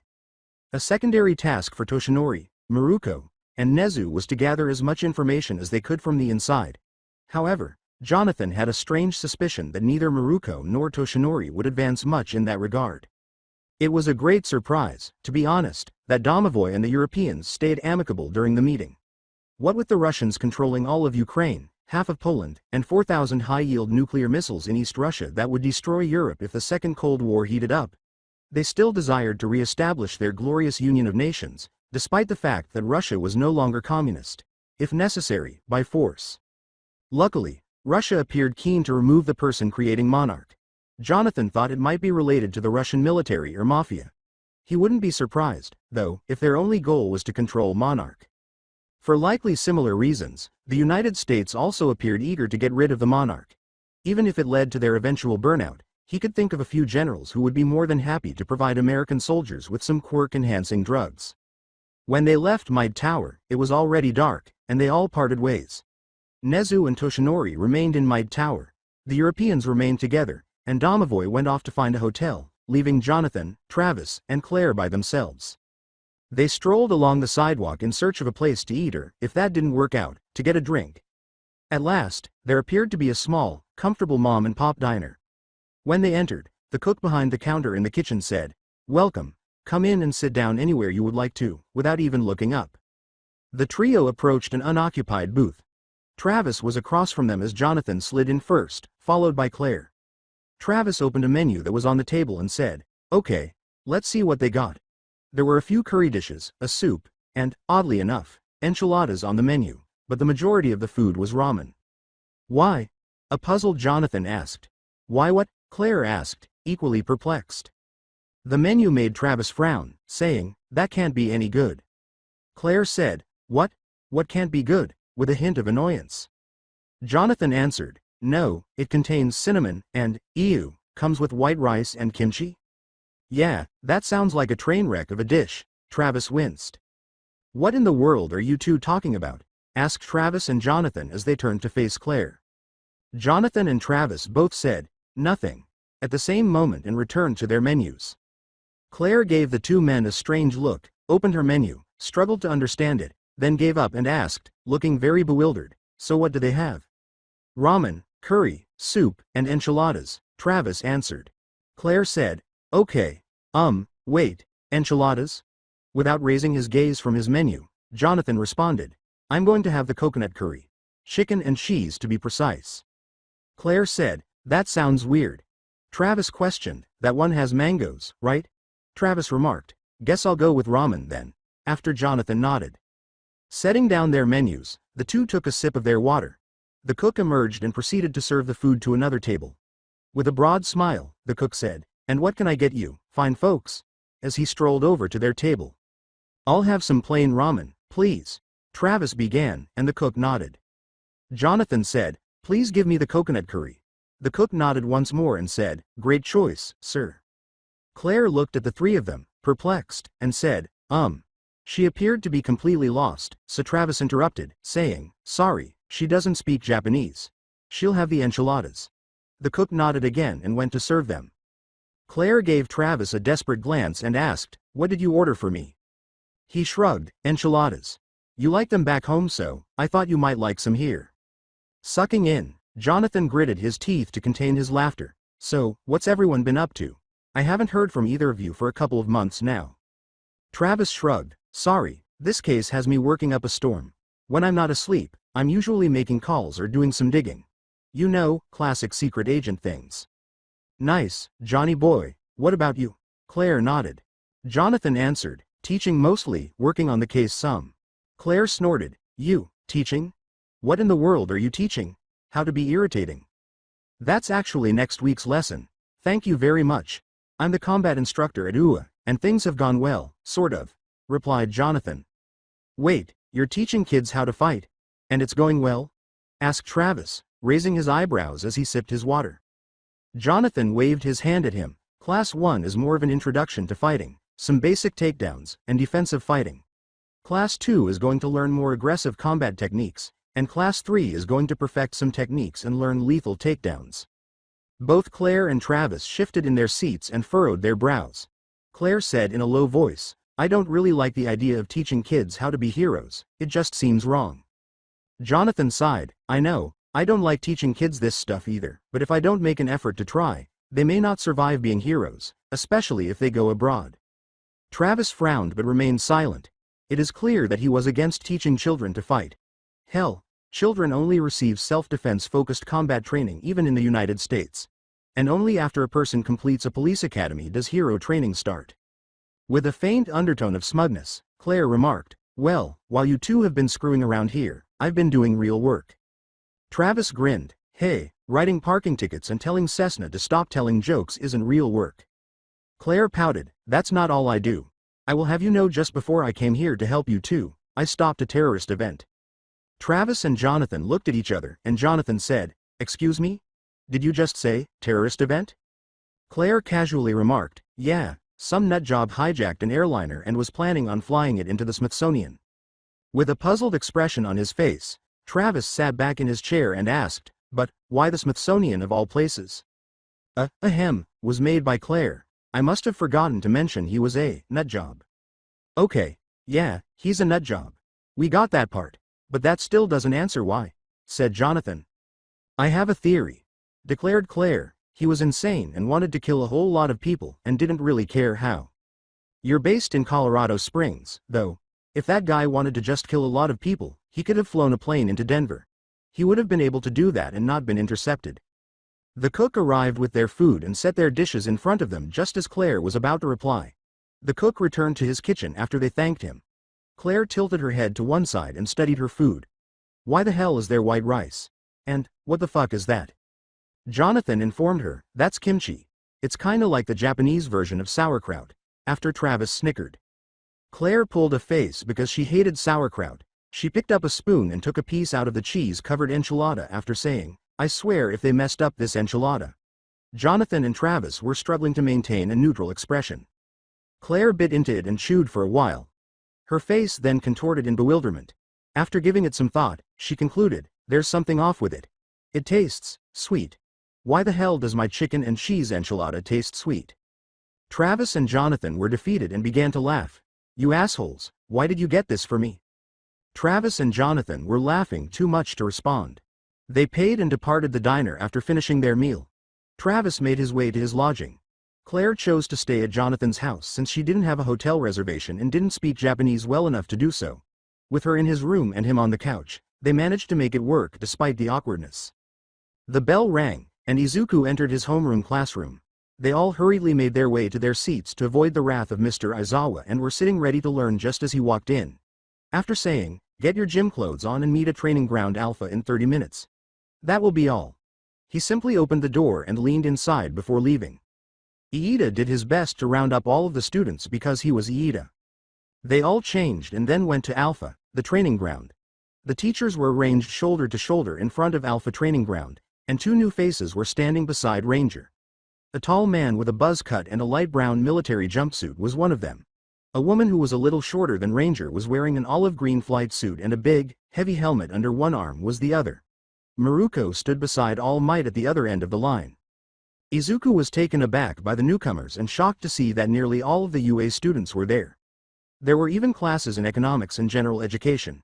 Class 2 was dressed as heroes, and the only class not present was Class 3. Sue uttered, "I wonder what's going on, Ribbit." "I don't know, but if it involves Maruko, I wouldn't mind if she were to crush me with those thick thighs of hers," muttered Mineta as he fondled the air. Miroku's eyes narrowed as she glanced at Mineta, one ear perking up. When Kaminari nodded, Miruko's eyes snapped to Kaminari, who said, "I wouldn't mind that either." Jiro said, "Shut it, idiots, I'm pretty sure she heard you." Both boys rubbed the back of their heads, glanced at Maruko, glared at the two of them, and nodded quietly after Ishido, Jiro, and Sue slapped the two boys. He sensed that whatever she was planning was going to hurt Alota, and she flexed her crossed arms in front of her, sending a clear message. When Principal Nezu stepped forward, everyone's attention was drawn to him. The students started whispering excitedly to one another. "Hello everyone. As you are all probably wondering, we are here for a special event. Today, we are evaluating how Class 3 can handle multiple events at once. Class 2, you will be the villains. Make your way in and start breaking some laws. Within reason, of course. Class 2 enters the fake town. Class 1A and 2A, you will be vigilantes. Pretend to be a civilian and jump into the middle of ongoing rescues or fights, and avoid being captured by the heroes for as long as possible." All Might boomed. Izuku went into the city with his classmates after Class 2. "The rest of you are civilians. Obey the law, do what the heroes say, get yourselves into danger, and most importantly, ask those heroes for autographs. Make it difficult for them to even move through the city without being swarmed," said the ranger. Meanwhile, the others filed into the city. Izuku thought, this is going to be interesting. The doctor was standing in front of a number of tanks that were full of bubbling green liquid. A massive Type 3 Nomu was suspended in the liquid. More intelligent and stronger than the boy who was loaned it, and far more powerful than the Type 2s that were sent into Hosu City. The liquid began to drain from the tanks as he pressed a few buttons on his tablet. The Nomu awoke and started to look around after the fluid had been completely drained. The doctor showed the Nomu a picture of a boy with wild green hair and said, "Go to UA. Find this boy. Kill him and bring his corpse to me. If anyone tries to stop you, kill them as well." The doctor opened the tanks, allowing the Nomu to escape after the Nomu grunted. Their loud thudding footsteps reverberated throughout the room as they emerged from their tanks and headed for the surface. The phone buzzed on his desk. "An Ambassador Hall is here to see you, sir." Endeavor's flaming eyebrows furrowed in confusion as he glanced from his computer to the phone. At last, he hit the speaker button and said, "Send him in." "She's already on." His office doors swung open. 3 men in black suits with earpieces pushed firmly into their ears trailed behind a short woman in a sharp dark blue suit as they strode into the room. The woman's strut displayed an overconfidence that most Americans have, and the flag on her lapel made it clear that she was an American. Her short, gray-flecked light brown hair was pulled back into a tight bun. With numerous wrinkles visible, a courteous smile said, "Mr. Todoroki, a pleasure to meet you." He didn't shake her hand when she extended it for a handshake. "I assume you are Ambassador Hall." Ambassador Hall smiled briefly before saying, "Yes, that is correct. You probably already know why I'm here, Mr. Toto," and letting one hand drop into her pants pocket. He interrupted, saying, "Endeavor." "All right, Mr. Endeavor," she said, her smile faltering once more. "I can guess why you're here, Ambassador. It's about that search warrant, isn't it?" he said, knitting his fingers together as he leaned forward and rested both elbows on his desk. "Correct. We hate to inform you, but your warrant is denied." "Denied? Even after I provided evidence that Mr. Tyson was at the scene of the crime and is one of the primary suspects?" Endeavor asked, his face quivering slightly. "That is correct, Mr. Endeavor. Furthermore, we request that you hand over all evidence and information about this case to us so that we can move forward with our investigations." Her request was absurd. Laughing, Endeavor said, "Hand over my evidence, not a chance." The ambassador turned around and walked to his office doors, her heels clicking on the tiled floor, frowning. "Very well, I guess we will have to do this the hard way then. It was a pleasure meeting you, Mr. Endeavor." Endeavor smiled and said, "No, the pleasure was all mine." The smile vanished from his face as the ambassador and her entourage departed, and he reclined. He became frustrated because they were obstructing his investigation and clearly had something to conceal.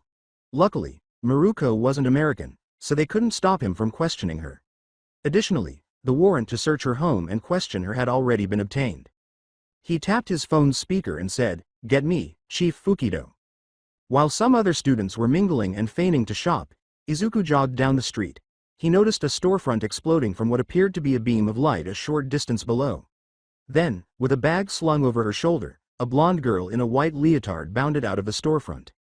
Before racing down the street, she glanced to her left and right. Izuku told himself, "Oh no you don't," as he energized his quirk and pursued her. He rushed past them like a freight train, and the citizens scurried to avoid him. Before the girl noticed him, he was nearly on top of her. She barely avoided his outstretched arm as she dropped her bag and rolled to the right. Izuku felt uneasy about what was about to happen when he turned to face her and noticed that she had stopped rolling over while kneeling with her hands out. "Sunlight flash," she yelled, and Izuku was blinded by the intense light. He stumbled around for a moment, blinking quickly. He heard her pick up her bag and run past him. Izuku yelled, "No, stop," while continuing to stumble. Shaking his head, he regained his vision. After a while, he got his bearings and looked around, but she was out of sight. So he leapt. When he saw her running down a nearby alley, he had just cleared the buildings. "Hey! Stop!" he yelled as he took off in that direction after landing. She continued. Instead, she threw the bag at Izuku after turning around in the middle of her run. She leapt up as he avoided the bag. "Never again," he said, turning his head and shielding his eyes, shooting star. He opened his eyes and surveyed the deserted alley before catching a glimpse of her gliding across the sky like a shooting star. "You aren't getting away," Izuku yelled, leaping to her side. After slapping her with his upper hand, he put his arms around her waist. The girl exclaimed, "What the hell?" as the rose hung in midair for a brief moment after a few more seconds. Finally, they began to descend back to earth when the girl's peculiarity, whatever it was no longer able to bear both her and his weight. Her voice was frantic as she said, "Oh shit, hey kid, you got me, mind letting me go now?" Izuku didn't answer because he was too preoccupied with the cold, hard concrete floor rapidly obscuring his vision. Then all of a sudden they stopped falling. Rather, they were being supported by a strange vortex thing and a girl with cyan hair and a smile of excitement. "Hello, you two, don't worry, I've got you." Izuku was still trembling a little, as was the girl he was holding on to. "Hey, mind letting me go? This time, for real?" Izuku quickly released her as a flush began to appear on his face. Izuku said, "Why yeah, sorry," in a quiet, ashamed tone. "Now that you're safe, you two are under arrest," the girl who had saved them said, flashing a big, toothy smile. Izuku and the girl sighed and allowed the hero to guide them to the holding area, which was simply a sizable square drawn outside the city. Mr. Aizawa, Ectoplasm, Hunting Dog, Ranger, and Snipe were all standing close to the square, and Kirishima and Sue were sitting there glumly with a few costume students. Ranger nodded and dropped his right hand, which was on a button next to the antenna protruding from the right side of his helmet, saying, "Hola. Greetings from their new home. For what reason were they arrested?" "Well, I was on patrol and I noticed a broken window," the cyan-haired girl explained. "I initially believed that a rock had been thrown at it." A freshman, who was also quite adorable, would then have to inquire as to where she purchased the dress. Ranger said calmly, "Najire." And then there was this other freshman who had this super cool hairdo. Ranger repeated, calmly, "Najire. It was fantastic, it was all purple and spiky." "Najire." Ranger's cool voice gave way to a firm one. "Yes, sir? To get back on track, what made you arrest these two people?" "Oh, I see. I apologize." According to one person, a blonde girl emerged with a bag of stuff, and a green-haired child pursued her. Both of them fled the area after they started fighting. "I flew up in time to see this girl," she said, pointing to the blonde, who just popped out of an alley like a boosh. "Then this green-haired kid jumped up after her, and they both began to fall, and I rescued them, and I arrested them," she said, making a strange gesture to convey how the girl whooshed. "So, got one for robbery and the other for vigilantism?" Ranger nodded. Najire gave an enthusiastic nod. Ranger gave her a shoulder pat and said, "Nice job. Next time, tell us the charges and explain things more succinctly.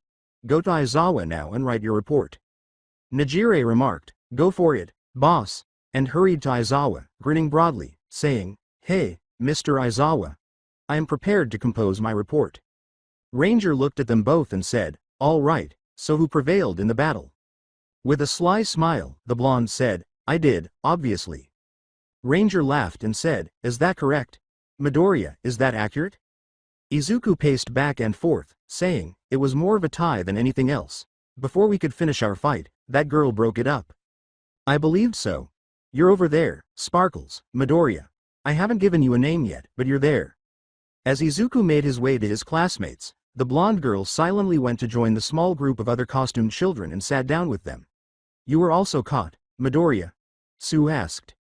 Izuku sighed, "Yeah, after trying to stop a robbery." "That's better than why I got caught," Kirishima said grimly, pointing to a man who appeared to be an overgrown squirrel. "I got caught getting my ass kicked by that guy over there." "Sue, how did you get caught?" Izuku inquired. "I fought 3 villains to a standstill before fighting 2 heroes," Sue riveted. Izuku and Kirishima were, to put it mildly, impressed.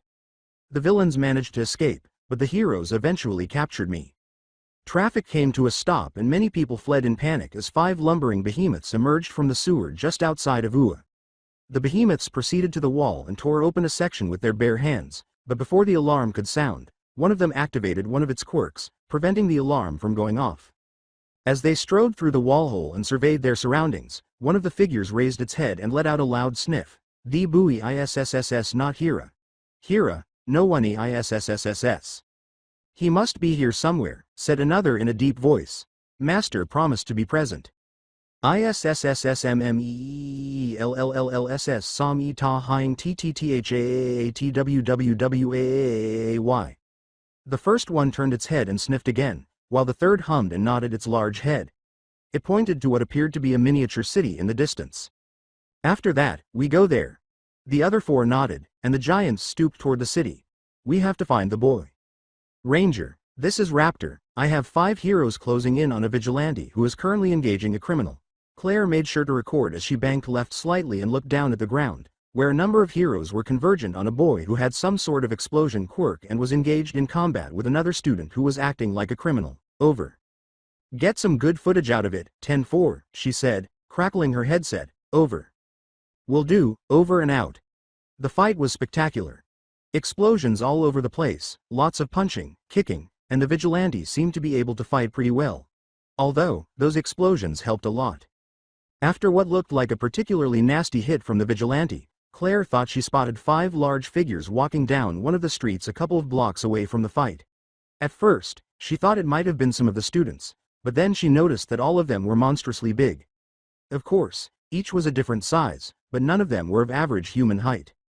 "I see 5 tall black figures in Sector 4, Runner. Is that a peculiarity of the staff or the student?" "Over." After a brief period of silence, someone said, "Negative Raptor, neither staff nor students have that trait. Take a look and send me pictures right away." "Over." "Coming in, Roger." She sent the images off the Ranger, made sure they remained within her line of sight, banked towards the figures, and made an orbit over them. She received a response from Ranger saying, "Classify individuals as Class 4 hostiles," less than 30 seconds after sending the pictures. "Please leave the area right away if there are any students present, staff. Then use extreme prejudice when interacting with the targets." "Over." Class numbers 1 through 4 were assigned to all criminals, along with one of 3 descriptors: benign, priority, or hostile. For instance, a Class 1 criminal would be someone who had graffitied a wall, a Class 4 would be someone who had pickpocketed, a Class 1 priority would be someone who had committed some kind of armed robbery, and a Class 4 priority would be someone who had invaded a home. Class 1 hostiles included bank robbers or someone who used lethal force, while Class 4 hostiles were reserved for terrorists or serial killers. Claire switched her radio frequency to the one the students were using and said, "All students, this test is now cancelled. Make your way out of the testing area as quickly as possible, then gather at a designated prison area." She had no idea what these 5 had done to earn the designation of Class 4 hostiles, but for the time being, she was only concerned with getting the students out of danger. Fortunately for her, her radio system has an integrated translator, so it would sound like text-to-speech, but hopefully the kids would understand her message. "Do not try to go through the city, leave as quickly as possible." The student acting as a vigilante was obviously not happy about having to stop in the middle of a fight, but he would thank them later if or when he found out about the 5 large individuals. She then made sure that the students stopped fighting and were leaving. A few blocks away, she saw Ranger jogging down the street with a man wearing a scarf and someone wearing a cowboy hat. "I have eyes on you, Ranger," Claire said. changing her radio frequency once more. 3 blocks west and 4 blocks south are the targets, over. Going south, roger. The other two nodded and ran directly behind Ranger as she saw him point and run south. As the giant swiftly rose, Claire muttered a curse as it angled toward her. Oh, you've got to be kidding me. One of the figures on the ground looked up to where she was, and a pair of wings grew out of its back, going evasive. With the giant hot on her heels, she swiftly turned and began to ascend into the sky. Ranger held his right hand in a fist until the Nomu was at least 20 feet away, then he pointed with 2 fingers at the Nomu, and the 3 of them sprang into action. Ranger motioned Aizawa and Snipe to follow him as they hugged the wall of the building, stopped near the corner, and waited for the Nomu to pass them. They heard the thumping of heavy footsteps, and soon enough, 4 lumbering Nomu passed them without even looking. Ranger threw a yellow-marked cylinder at the 3 heroes as they ran toward the Nomu, attracting their attention. Snipe and Aizawa halted to shield their ears and close their eyes as Ranger charged directly at them. It exploded with a concussive force just as it was directly over the Nomu, creating a momentary blinding light as the Nomu staggered around, bellowing in pain, and despite Aizawa and Snipe covering their eyes and ears, they were somewhat confused but already moving. Snipe shot repeatedly into the Nomu on the far right in the arms and legs, trying to take it down, but the Nomu was unfazed, and despite being blind and deaf, it now had a good idea where Snipe was in charge. Snipe barely managed to avoid the surprisingly agile giant by rolling to the side, and he turned around and fired a few more times before starting to the side when the Nomu charged again. Fortunately for Aizawa, the Nomu on the far right was still blind and could only attack when something touched it, so he was able to use his quirk whenever he could, attempting to minimize the number of quirks in use at any given time, but that didn't help much. Aizawa was having trouble capturing and containing the Nomu, and once he had wrapped his capture scarf around it, it pulled Aizawa closer to him. Ranger was left to handle the final 2. He took his revolver out of its holster and aimed it at the Nomu on the right. When he was nearly point blank, he pulled the trigger and the 44 round sank into the monster's chest exactly where the heart should be. The creature stumbled, clutched at its chest, and fell to its knees, hissing in agony. Ranger ran past and aimed at the back of the creature's head. Once more, he pulled the trigger, felt the revolver jerk in his hand, and another round ruthlessly sunk into the creature, this time entering the head, shattering and tearing a 6-inch diameter hole through it as it exited the other side. The Nomu slumped and fell to the side, unquestionably dead.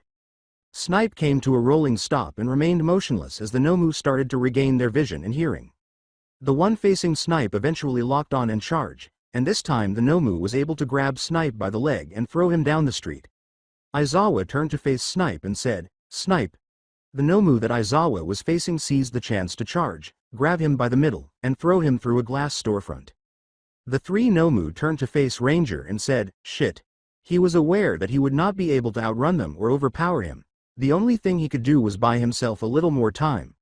The 3 Nomu appeared to be more concerned with their comrade than they were with fighting him. Interesting. The Nomu who was closest to the person he had killed said, "You were able to kill him." As the other 2 moved toward the speaker, the Nomu, who seemed to be the leader, gestured toward the person who had fought Snipe and said, "Go, seek the boy." The Ranger pointed his revolver at the leader and said, none of you are going anywhere." The leader, the Nomu, pointed and started to chase after the person they were hunting. The Ranger started to line up a shot, saying, "I warn," but the leader rushed him and grabbed his arm, causing him to feel pain, let go of his revolver with a snap, and let it fall to the ground. The Nomu then picked him up in the middle with his big hand and threw him against the wall behind him. "Good, it's still salvageable, if I live through this," Ranger said, looking down at his twisted arm and trying to wiggle the fingers in his right hand without any response. He crumpled to the ground in a daze, his armor cushioning most of the blow, but it still hurt. As he heard the Nomu leave, he thought, "Somehow, we have to stop them." "You gave it your all." With a slight stumble, he pushed himself up with his left arm and said, "No, I haven't. I still have more in the tank. If you want to live, stay down." As Worf would say, he staggered to where his revolver was on the ground, picked it up, and pointed it at one of the Nomu's heads. "Today is a good day to die." He squeezed the trigger, causing a hole to burst in the Nomu's head. The Nomu staggered, and the wound began to heal completely. "I'll give you that. You are a courageous little hero," the leader said, turning to face him. "However, you are incredibly stupid." Ranger dropped his arm and dropped the revolver, saying, "I try." He secretly grabbed his knife as the Nomu, seemingly relishing the moment, approached him slowly. The monster caught him by the middle and lifted him up, allowing him to gaze into its big lidless eyes. "Now, little hero," he said. "Die with honor." The Nomu started to squeeze, and Ranger drove his knife into the exposed brain of the monster, which neither flinched nor loosened its grip, but instead chuckled and used more force. He could feel the titanium alloy plates of his armor begging to bend, so he withdrew the knife and repeatedly drove it into the thing's brain, but to no avail.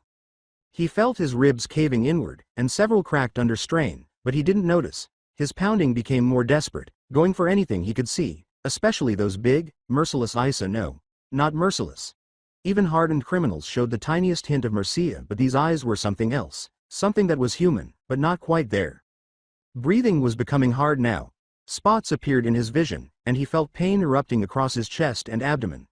Behind the Nomu, he saw his daughter, dressed in the flower blouse she had worn on her first day of school, with her red backpack slung over her shoulder and a smile that was missing a few teeth.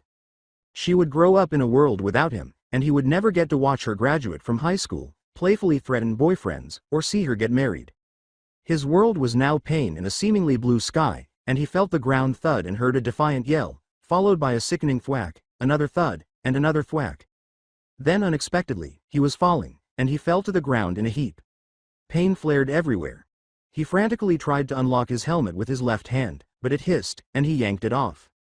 A muscular blond man filled his view. "We came as soon as we could." He coughed and saw spots again.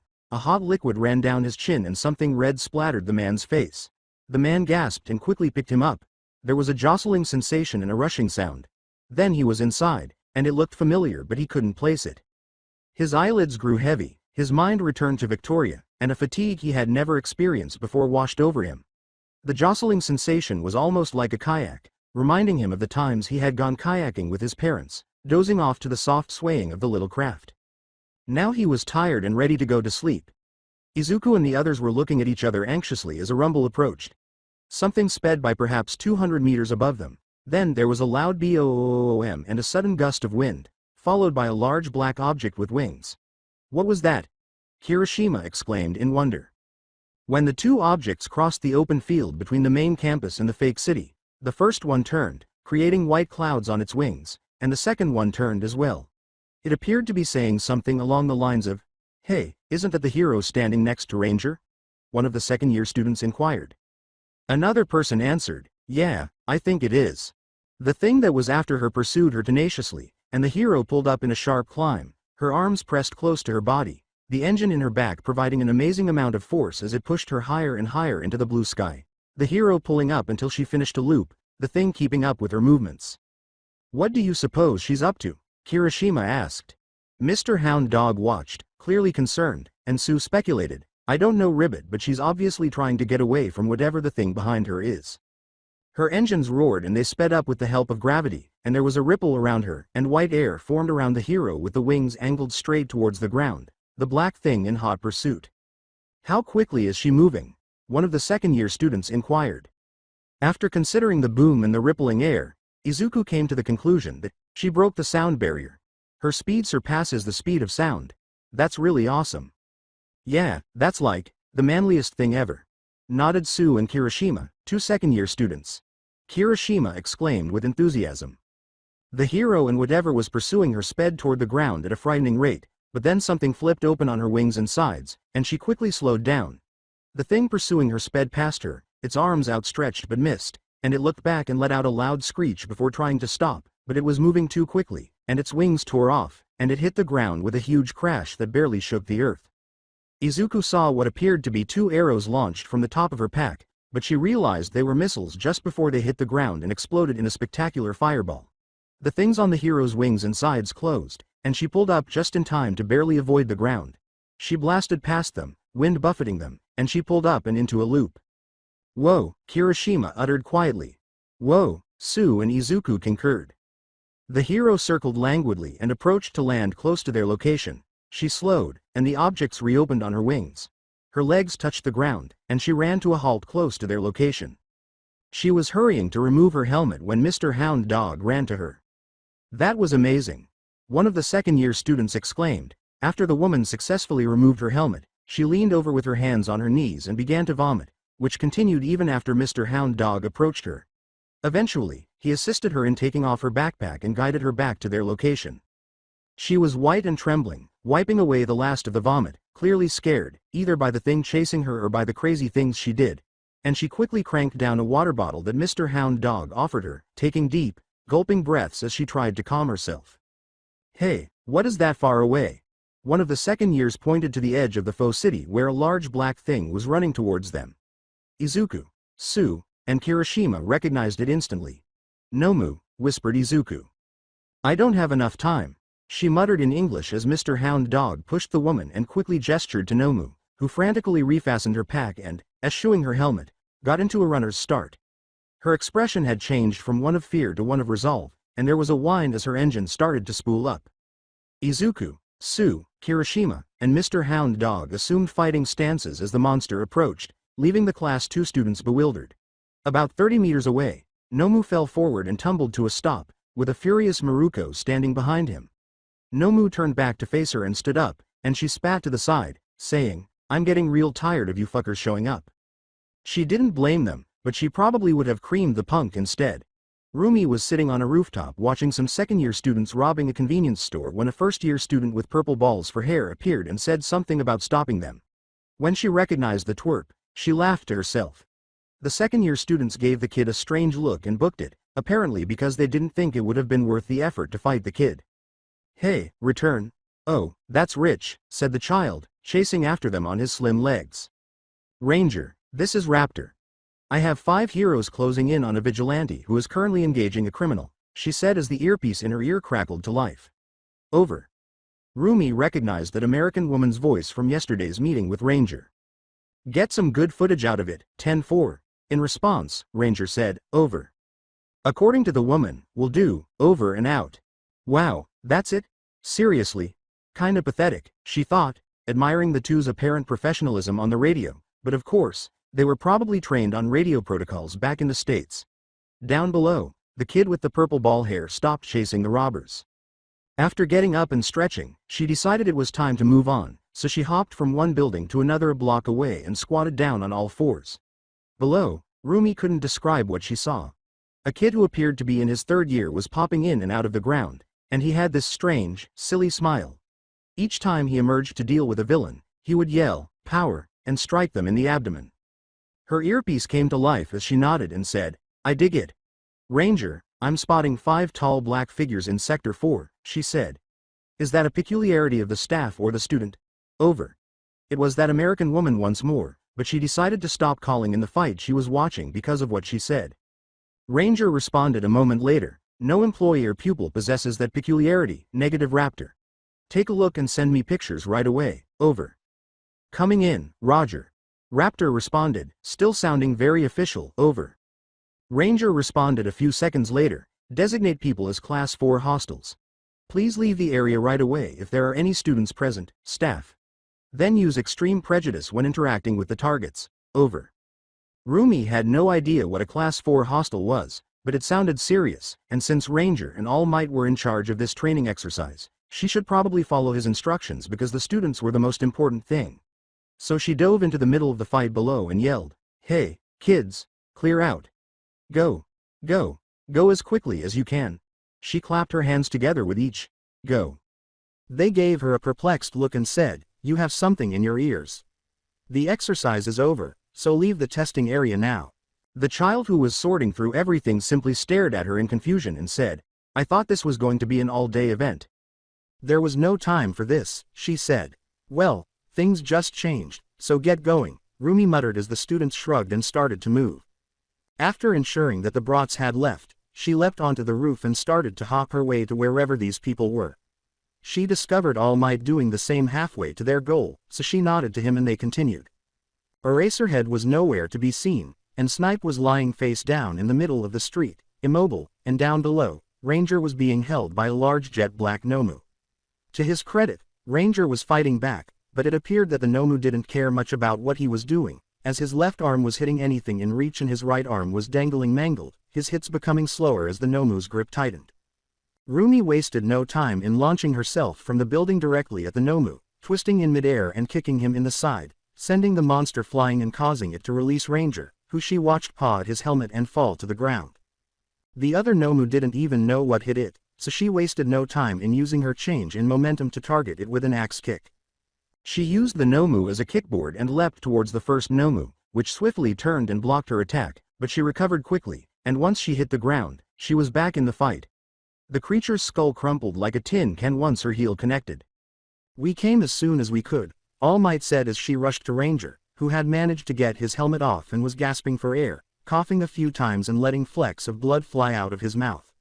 She had launched herself off the ground, managed to wrap her legs around the head of the Nomu, and then twisted her body until the head rotated a full 360 degrees and popped off. All Might picked Ranger up quickly and said, "I'll take him to the nurse." Then he ran off as fast as he dared, which was still faster than any Olympic athlete. After Ranger coughed again, more blood ran from his mouth, and a small river trickled down his chin. He prepared to fight to the end with everything he had, and if he survived, her respect for Ranger would increase exponentially. To her, it didn't matter if you were physically strong. What mattered was that you were strong enough to fight even when the odds were stacked against you. That was true strength, and Ranger, Eraserhead, and Snipe all demonstrated to the world that they were strong enough to face death head-on and fight. Rumi cursed. That was no way for a hero to die, choking on their own blood. Speaking of Eraserhead, he staggered out of a shattered storefront with pieces of glass protruding from his left arm and a torn sleeve. "You're still alive, eh?"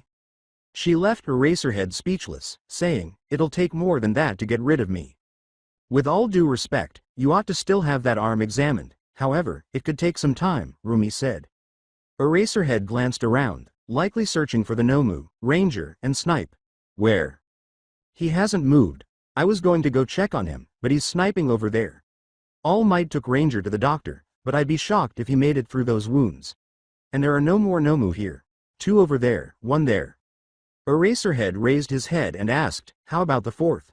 "That way, it's moving quickly like it's trying to get somewhere," Rumi said, pointing to the direction she heard the heavy footsteps of something running away from Tama, not running away from them, but to somewhere, and it had a destination in mind. There were only 3 of them here, and one was pursuing Raptor, so where was the last one? "No, someone," Eraserhead said, shaking his head. "One of the students was their target. I overheard the leader discussing a boy." Before Eraserhead could respond, Rumi shot off after the Nomu, saying, "Shit. She wasn't going to let these things win today." When she saw it running towards some students, she quickly caught up to it, kicked it hard in the back, and sent it sprawling. The Nomu quickly stood up, scowled, spat to the side, and said, "I'm getting real tired of you fuckers showing up." The Nomu charged at her, but she was faster, and she hit the Nomus's chin with a perfect roundhouse, shattering its jaw and sending it sprawling backwards. She approached the Nomu and saw that its jaw was already beginning to heal. "Heal from this, you son of a bitch," she said, then crushed it like a watermelon with her foot. 3 students, 2 boys and a girl, were standing in front of the others. The boy had spiky red hair and strange-looking skin, while the girl had green hair and a neutral expression. The last one she recognized right away was Midoriya. "Good to see ya, kid." She waved and smiled at them. Midoriya pointed to a spot on his face and said, "Why you GG got something right there." Curious, she whipped the area he was pointing to on her face, then noticed a red stain on her white glove. "So I do. Thank you, Midoriya." So this was it for the series. I hope you enjoyed it. To watch more series like this, subscribe to my channel. Till then, bye bye.